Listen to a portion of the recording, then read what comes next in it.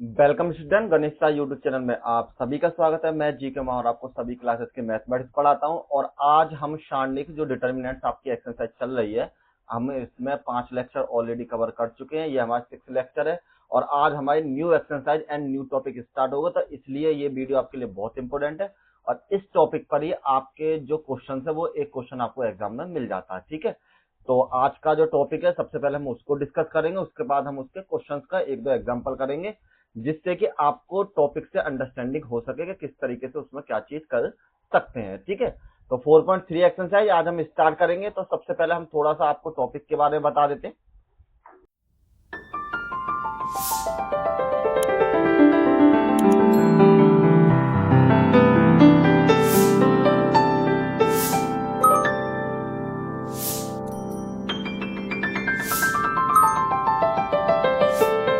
तो देखिए, आज का जो आपका टॉपिक है वो है आपका उपसारणिक, यहाँ पे सहखंड, इंग्लिश में बोलते हैं इसे माइनर एंड कोफैक्टर। तो आपको इसमें क्या होता है, जो भी आपको डिटर्मिनेंट्स दिया हुआ होता है, मतलब सारणिक दिया होता है, उसमें आपको माइनर और कोफैक्टर निकालने हुए होते हैं। क्या उसके माइनर क्या होते हैं, कोफैक्टर क्या होते हैं, ये आपसे क्वेश्चन में लिख के पूछता है। और देखिए, एक क्वेश्चन आपका हर साल आता है एक ही पावर इनवर्स का, और उसमें भी आपका माइनर और कोफैक्टर वाले टॉपिक का ही इंपॉर्टेंट है, मतलब उसी से रिलेटेड ये होता है आपका, जो एक लॉन्ग क्वेश्चन आपको हर साल आपके बोर्ड एग्जाम में मिलता जरूर है। ठीक है, तो इसलिए ये कितना इंपॉर्टेंट टॉपिक है आप खुद समझ लो, क्योंकि एक क्वेश्चन तो हर बार रिपीट इसमें से होता ही होता है, वो भी लॉन्ग में आपका। तो चलिए थोड़ा सा टॉपिक के बारे में जानते हैं। तो देखिए, उपसारणिक और सहखंडज, तो माइनर बोलते हैं या फिर इसको बोलते हैं कोफैक्टर। उपसारणिक को बोलते हैं माइनर और इसको बोलते हैं कोफैक्टर। होता क्या है, देखो सबसे पहले उपसारणिक माइनर क्या होता है। तो इसका मतलब क्या है, किसी भी मैट्रिक्स के हर अवयव या पे एलिमेंट का अपना एक उपसारणिक माइनर होता है। कोई भी आपके सामने मैट्रिक्स दे रखी हो जिसके प्रत्येक एलिमेंट का एक खुद का एक माइनर होगा, और इसे निकालना बहुत ही आसान होता है। किस तरीके से, तो सबसे पहले हम डेफिनेशन पढ़ते हैं। किसी अवयव एलिमेंट का उपसारणिक माइनर वह सारणिक होता है जो उस अवयव की पंक्ति और स्तंभ को हटाने के बाद बच जाता है। आपकी जो टोटल जो कंडीशन है वो केवल इसी लाइन में आपको ध्यान देना है। वो ये कहना चाह रहा है कि आप जब एक कोई भी एलिमेंट लेते हो तो उसके पैरेलल में कोई भी रो को हटा दीजिए और उसकी जो कॉलम को हटा दीजिए। उसको हटाने के बाद, मतलब रिमूव करने के बाद, आपके पास जो एलिमेंट बचता है वही उसका क्या हो जाता है, माइनर हो जाता है। ठीक है, तो इस तरीके से इंग्लिश में आपको दे रखा है कि every element of the matrix has its own minor. हर किसी मैट्रिक्स के पास अपना एक माइनर एलिमेंट होता है और it is very easy to calculate. इसे बहुत आसानी से हम सॉल्व कर सकते हैं। तो the minor of an element is the determine of the matrix formed by the deleting row and columns in which element lies. मतलब जहां पर भी एलिमेंट आपका लाइज करता है वहां पर आपके रो को और कॉलम को हम हटा देते हैं, और उसके बाद जो बच जाता है वो आपका क्या हो जाता है, सिंपल में आपका माइनर एलिमेंट बच जाता है। और इसे एम आई जे, मतलब माइनर आई जे से डिनोटेड करते हैं, जिसमें आई को जो डिनोटेड करता है रो को डिनोटेड करता है, और जे जो डिनोटेड करता है आपका कॉलम को डिनोटेड करता है। वैसे ये चीज हम पहले से पढ़ते आए हैं, इसमें कोई नया चेंज नहीं है। जैसे आपने पीछे पढ़ा था कि आई आपका रो के साथ काम करता है। जैसे आई की वैल्यू आपकी होती है रो, और जिसे हम हिंदी में कहते हैं पंक्ति, और जो आपकी जे की वैल्यू होती है वो होती है आपकी कॉलम, और जिसे आप स्तंभ बोलते हैं। ठीक है, रो और कॉलम की फॉर्म में। नेक्स्ट में चलते हैं। अब जैसे कि एक एग्जांपल मैं आपको बता देता हूं किस तरीके से हम इस मैट्रिक्स का, हम मतलब इस मैट्रिक्स के यहाँ पे इस डिटर्मिनेंट के हम किस तरीके से माइनर निकाल सकते हैं। तो देखिए कैसे निकाल सकते हैं, हालांकि स्टेप बाय स्टेप लिखा हुआ है, लेकिन फिर भी मैं आपको इजीली जो प्रोसेस है वो आपको बता देता हूं। जैसे मान लीजिए आपने सबसे पहले एलिमेंट लिया A11 वाला एलिमेंट, तो इसने किया है कि A11 का उपसारणिक माइनर ऑफ A11 जो M11 के बराबर हो जाएगा। तो पहली पंक्ति और पहले स्तंभ को हटा देने पर क्या बचा, A22 बचेगा, और आपका जो M11 की वैल्यू वो A22 के बराबर हो जाएगी। मतलब आपके पैरेलल में इन दोनों को कैंसिल कर लीजिए, तो आपके पास ये वाला एलिमेंट बचेगा। तो एलिमेंट जब बचा तो इसका मतलब ये हो गया माइनर जो M11 की वैल्यू है वो कौन सा वाला पद हो गया आपके पास, A22 वाला पद। सेम इसी तरीके से अब आपको नेक्स्ट पे क्या लेना है, अब नेक्स्ट पे लेना है A12 वाला पद। जितने भी पद आपको दिए गए हैं उतनी ही बार आपको पद निकालने, मतलब उतने ही माइनर आपको निकालने होते हैं। अब हम लेते हैं नेक्स्ट माइनस M12 बराबर, तो इसके पैरेलल में ये कैंसिल और इसके पैरेलल में ये कैंसिल, आपके पास बचेगा ये वाला एलिमेंट। तो यहाँ पर A21 इसका माइनर हो जाएगा। अब इसी तरीके से थर्ड वाले में हम नीचे वाला एलिमेंट ले लेते हैं। तो इस बार हम लेते हैं इस वाले एलिमेंट को, तो इसके पैरेलल में ये कैंसिल और ये कैंसिल, तो आपकी वैल्यू हो जाएगी M21 बराबर कौन सा एलिमेंट बचा आपके पास, A1 और 2 वाला। तो इसका माइनर एलिमेंट आपका ये हो जाएगा।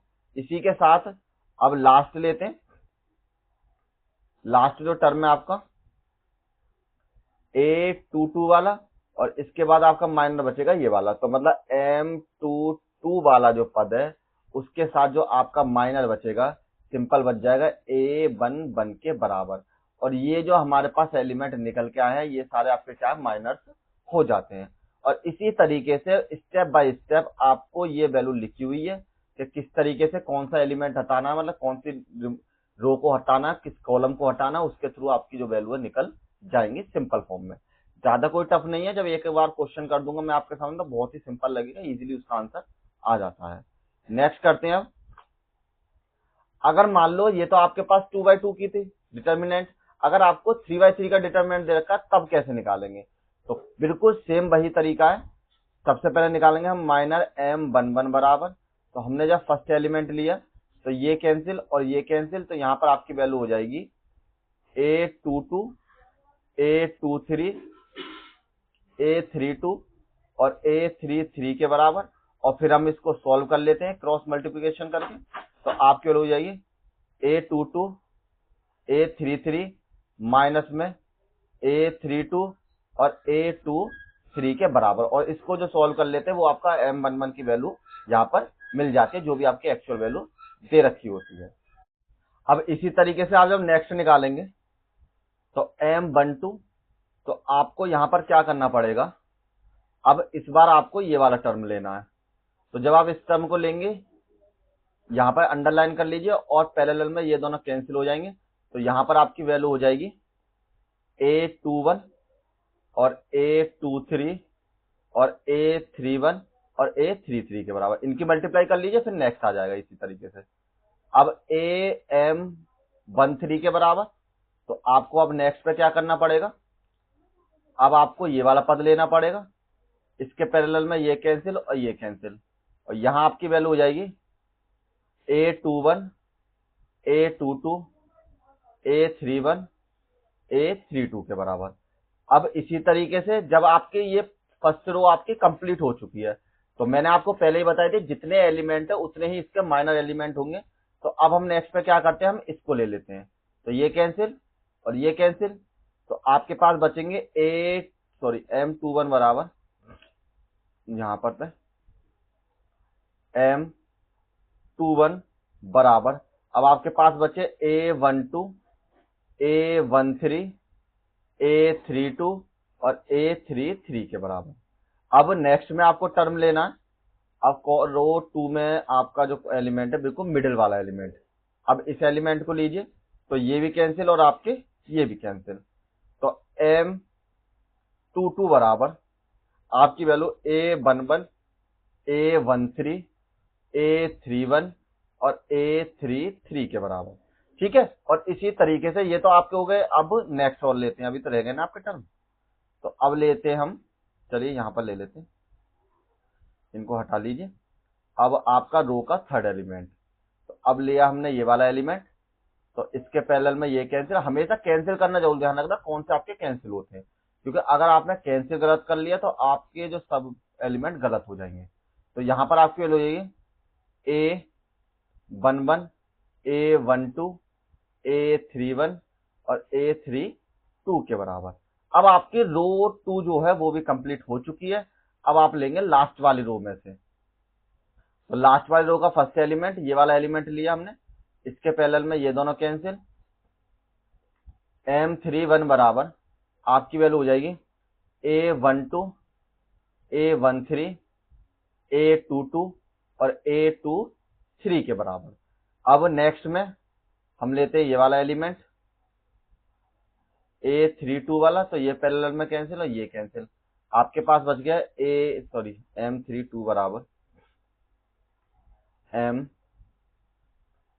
M32 बराबर A11 A13 A21 और A23 के बराबर। अब आपके पास लास्ट एलिमेंट और रह गया, उसको और ले लेते हैं हम। लास्ट एलिमेंट अब आपका ये वाला था और इसके पैरेलल में ये कैंसिल और ये कैंसिल। तो आपकी अगर आपको इस तरीके से कोई दिक्कत है ना, तो आप एक काम कर सकते हैं, इसको पैरेलल में कैंसिल कर लेना उंगली छिपा छिपा कर, ठीक है। इस पर फिंगर रख लेना और इस पर फिंगर रख लेना, और इन दोनों में फिंगर रखने के बाद जो आपका एरिया बचता है और वही आपकी वैल्यू शो करा देगा। तो M33 बराबर आपकी वैल्यू A11 A12 A21 और A22 के बराबर, और यही आपके सारे के सारे एलिमेंट आपके निकल जाएंगे। तो अब तक हमने जो माइनर निकाले, और उसके बाद क्या करना है, देखो इनकी क्रॉस में मल्टीप्लिकेशन करके सॉल्व कर लेते हैं सभी को, तो आपको जो एक्चुअल माइनर एलिमेंट होता है वो मिल जाता है, बाद में उसका डिटर्मिनेंट बना देते हैं सभी का एलिमेंट बना करके। तो ये तो आपका काम हो गया माइनर का, लेकिन अब आपको कोफैक्टर और पता करने, तो अब चलते हैं कोफैक्टर पर। तो देखिए यहां से आपके शुरू हो जाते हैं सेकंड, या जिनको कोफैक्टर कह देते हैं। अब ये आपको बताएगा, अगर आपको सारणिक निकालना आ चुका है तो आपके लिए कोफैक्टर निकालना बहुत ही आसान है, बच्चों का खेल है बिल्कुल, एक तरीके से जैसे इसने लिखा है ना उसी तरीके से बच्चों का खेल है। अब आपको क्या करना होता है, सेकंड उस सारणी ही होता है, बस उसमें प्लस और माइनस चिन्ह लगा दें, जैसे कि आपने माइनर निकाले हैं सेम उसी तरीके से आपको कोफैक्टर निकालने हैं, केवल इनके आगे की जो माइनस और प्लस के चिन्ह की जो स्थिति है वो आपकी चेंज हो जाती है। तो यह चिन्ह अवयव की स्थिति पोजीशन पर निर्भर करते हैं कि वो कौन से नंबर का टर्म है, उस पर आपकी वैल्यू डिपेंड करेगी। तो if you have learn how to find minor, तो then find cofactor is the child's play. तो a cofactor is just a minor with a sign plus और माइनस अटैच टू इट, तो this sign depend on the position of the element. और इसे हम cofactor है तो CIJ या फिर AIJ दोनों के नाम से आपको बुक में मिल सकते हैं, किसी भी से, किसी बुक में आपको CIJ के नाम से और किसी बुक में आपके AIJ के नाम से। इस तरीके से निकाल लेते हैं, और इसका एक फॉर्मूला होता है, जैसे कि C I और J है, तो -1 के पावर I और J को हम प्लस कर लेते हैं, I प्लस J को, और उसके बाद जो आपका माइनर है वो यहां पर हम लिख देते हैं, ठीक है। मतलब माइनर की वैल्यू के साथ आपको जो देखिए, अब आप देखें तो माइनर तो हम लोग पीछे भी निकाले थे, तो माइनर की वैल्यू के साथ आपका माइनस और प्लस और ऐड हो जाता है, और उसी के हिसाब से आपकी जो वैल्यू है वो आपको मिल जाती है। तो इसका मतलब है कि अगर AIJ प्लस में सम हो तो आपका प्लस के निशान होगा, मतलब I प्लस J का जो सम हो, मतलब ऐड हो, अगर आपका सम हो मतलब कि इवन हो, तब तो आपको प्लस का चिन्ह लगेगा। और I प्लस J अगर विषम हो, मतलब कि ओड नंबर आए आपके पास, तो आपकी वैल्यू यहां पर माइनस आएगी, ठीक है। ये इसी हिसाब से आपके सिंबल्स बदल जाते हैं। तो जैसे कि मैं आपको बता देता हूं, आपके पास कोई भी एक मैट्रिक्स दे रखी है, determinant A11 A12 A21, sorry यहां पर आपकी वैल्यू थे A21, यहां पर ये आपकी वैल्यू है A21 और A22 के बराबर। तो अब आपको इसके अगर मान लो कोफैक्टर निकालने हैं, तो हम क्या करते हैं, A11 करके निकालते हैं, या फिर आपका मन करे C11 करके निकाल लो, क्योंकि इसको C से डिनोटेड कर सकते हैं और A से डिनोटेड कर सकते हैं। तो इसकी वैल्यू हो जाएगी सेम वही, ये वाला पद लिया तो ये कैंसिल और ये कैंसिल, आपकी जो वैल्यू बचेगी क्या बचेगी, A22 के बराबर। तो देखिए ये सेम चीज आपके पीछे ही बची थी, लेकिन यहां पर आपको इन दोनों का सम ऑन निकालना है। तो -1, तो I प्लस के J, इसका मतलब आपकी I की और J की जो वैल्यू है 1 + 1 के बराबर है। तो यहां हम कर देते हैं 1 + 1 बराबर आपकी वैल्यू -1 की पावर 2 और A2 2 के बराबर, और ये आपकी वैल्यू है माइनस के 1, सॉरी माइनस माइनस प्लस के 1, क्यों स्क्वायर हो गया तो प्लस के 1 हो गया आपकी वैल्यू, यहाँ पे हो जाएगी A2 2 के बराबर। अब लेते हैं नेक्स्ट एलिमेंट। तो नेक्स्ट एलिमेंट के लिए क्या कर सकते हैं हम, जैसे कि A1 और 2 के बराबर, तो माइनस 1 की पावर, इस बार I की वैल्यू 1 है, J की वैल्यू 2 है, तो 1 प्लस के 2 कर लेते हैं, और ये वाला एलिमेंट लिया हमने तो ये कैंसिल और आपका ये वाला कैंसिल, तो आपके पास बचेगा A2 1 के बराबर, यहाँ पर माइनस के 1 की पावर 3, क्योंकि दोनों को हमने ऐड कर लिया, और ये आपकी वैल्यू A2 1 के बराबर, और इसकी मल्टीप्लाई जब 3 टाइम्स करी तो माइनस आ जाएगा, माइनस के 2 A1 के बराबर, तो माइनस में चेंज हो गया। अब इसी तरीके से नेक्स्ट टर्म लेते हैं, A2 1 के बराबर, तो माइनस 1 की पावर फिर से 3 हो जाएगा आपका, और जो पैरेलल में कैंसिल होने के बाद आपका जो टर्म बचेगा वो बचेगा आपका ये वाला A12 बराबर, तो A12 यहाँ पर माइनस 1 की पावर 3 और A12 के बराबर, ये आपका माइनस हो जाएगा क्योंकि 3 बार आपकी मल्टीप्लाई होगी माइनस 1 की, ये तो आप समझ सकते हैं, माइनस वन और माइनस के 1, तो माइनस माइनस प्लस और फिर से माइनस, और एक एकम एक और एक एकम एक के बराबर, तो माइनस के A12 के बराबर। अब आपको लेना लास्ट वाला एलिमेंट, तो लास्ट वाले एलिमेंट में आपको A22 लेना है, तो माइनस में 1 की पावर 4, आपकी वैल्यू हो जाएगी A22 के बराबर, माइनस 1 की पावर में 4 और A22 के बराबर। अब इसकी 4 बार मल्टीप्लाई करी तो प्लस हो जाएगा, तो यहाँ पर आपके लिए A22 के बराबर। बाकी सब सेम है, जैसे कि आपके माइनर थे उसी तरीके से आपके कोफैक्टर है, केवल आपको चेंज क्या करना है, सिंपल आपको यहाँ पर माइनस और प्लस के साथ ही ऐड कर देना है। और इसी तरीके से जब आपकी 3/3 की मैट्रिक्स आ जाएगी तो यहाँ पर भी आपकी वैल्यू इसी में बता देता हूं मैं, केवल माइनस 1 की पावर 2 यहाँ हो जाएंगे, माइनस 1 की पावर 3 यहाँ हो जाएंगे, माइनस 1 की पावर 4 यहाँ हो जाएंगे, और इसी तरीके से चलते रहेंगे, जब माइनस आएगा तो माइनस हो जाए, प्लस आएगा तो प्लस आएगा, और बाकी की सब चीज ऐसे ही रहेगी, और इसी तरीके से आपकी ये वाली वैल्यू भी सॉल्व हो जाएगी। ठीक है, तो 3/3 करने की आवश्यकता नहीं, क्वेश्चन करेंगे तो उससे हम सॉल्यूशन निकाल लेंगे, क्योंकि बिल्कुल उसी तरीके कोफैक्टर निकालते हैं जिस तरीके से हम माइनर निकालते हैं, केवल माइनस उसके आगे हम ऐड कर देते हैं। तो अब आपकी जो एक्सरसाइज है 4.3 स्टार्ट हो जाती है, और इसके एक दो क्वेश्चन हम कर लेते हैं। सबसे पहला क्वेश्चन, निम्नलिखित सारणिक के, सॉरी ये जो आपकी वैल्यू है, हाँ यहाँ पर निम्नलिखित सारणिक के अवयवों के उप सारणिक और खंडज सहखंडज दोनों निकाल ले। तो आपको अब इसमें दोनों ही चीज निकालनी है। सबसे पहले हम क्या निकालते हैं, हम इसके माइनर निकाल लेते हैं। तो हम बात करते हैं माइनर्स की। तो माइनस के लिए सबसे पहले M11, M12, M21, M22 के बराबर। तो M11 वाला मतलब पहला पद ये होगा, तो इससे कैंसिल, तो यहाँ पर आपके लिए 3 हो जाएगी। नेक्स्ट में जब आप सेकंड टर्म लेंगे तो A12 वाला पद, अगर ऐसे समझ में नहीं आया तो ऐसे लिख लीजिए शॉर्टकट में, ये आपका A11 है, ये आपका A12 है, ये आपका A21 है, और ये आपका A22 है, और जो पद यहाँ पर है वही पद आपके यहाँ पर चलते रहेंगे। ठीक, अब ये पद लिया तो ये दोनों कैंसिल, यहाँ पर आपके लिए 0 के बराबर।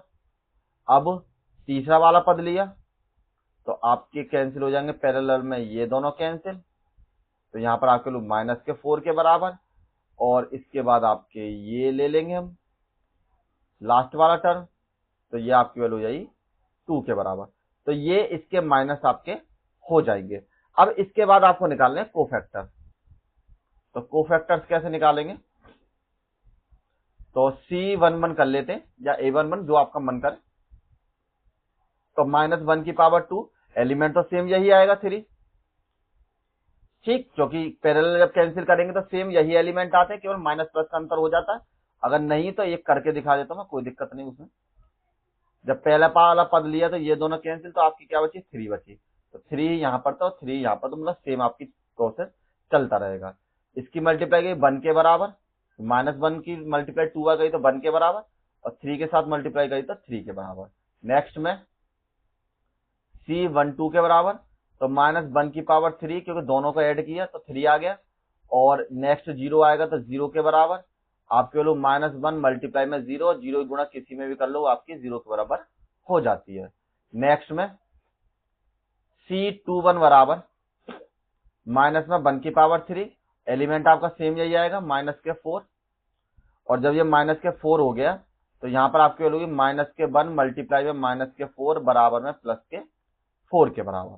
नेक्स्ट में C22 के बराबर, तो -1 की पावर 4, पैरेलल में कैंसिल, सेम यही वाला पद आ जाएगा 2, 1 मल्टीप्लाई में 2 बराबर आपकी वैल्यू हो जाएगी 2 के बराबर। तो ये आपके हो गए कोफैक्टर। इसी तरीके से आपको माइनस और कोफैक्टर अलग अलग तरीके से निकाल लेने हैं। माइनस और कोफैक्टर की जितनी हो सके ज्यादा से ज्यादा प्रैक्टिस करें, तो उसी के आधार पर आपको क्वेश्चन मिलेंगे और इजीली आप उनको तभी कर पाएंगे। नेक्स्ट में अब देखिए इसके निकालते हैं दोनों चीज, क्योंकि ये पहले के दो सा पार्ट है। तो पहले हम माइनस निकाल लेते हैं। तो जब हम माइनस निकालेंगे तो आपका सबसे पहले ये वाला पद पहले लिख लेते हैं M11 M12 M21 और M22 के बराबर। अब यहां पर इधर लिख लेते हैं कोफैक्टर। तो कोफैक्टर आपके हो जाएंगे, इस बार A लिख लेते हैं, A11 A12 A13, सॉरी 2/2 है ना, तो A21, यहां पर आपके वैल्यू A21 और A22 के बराबर। यहां पर -1 की पावर 2, यहां पर आपके वैल्यू -1 की पावर 3, यहाँ पर -1 की पावर 3, यहाँ पर आपके लोग -1 की पावर 4, इन सबको ऐड कर करके हमने लिख लिया है। अब माइनस निकालने सबसे पहले तो पहला वाला पद ये दोनों कैंसिल, यहाँ पर आपके लोग D के बराबर और सेम आपकी वैल्यू यहाँ भी होगी D के बराबर। अब निकालते हैं सेकंड वाला टर्म। तो सेकंड टर्म निकालेंगे आपका इससे, ये दोनों कैंसिल, यहाँ पर B बचेगा, तो ये आपके लोग B के बराबर और यहाँ पर भी आपकी वैल्यू B के बराबर। नेक्स्ट में अब लेते हैं तीसरा वाला पद। तो तीसरा पद लेने के लिए ये दोनों कैंसिल, अब आपका बचेगा C, तो यहां पर भी C लिख लेते हैं और यहां पर भी C लिख लेते हैं। अब लास्ट वाला पद आपका D वाला, तो अब इसको लीजिए, ये दोनों कैंसिल, बचेगा केवल A, तो यहाँ पर आपके लो A के बराबर और यहाँ पर भी आपके लो A के बराबर। देखिए माइनस तो यही हो जाएंगे आपके चारों।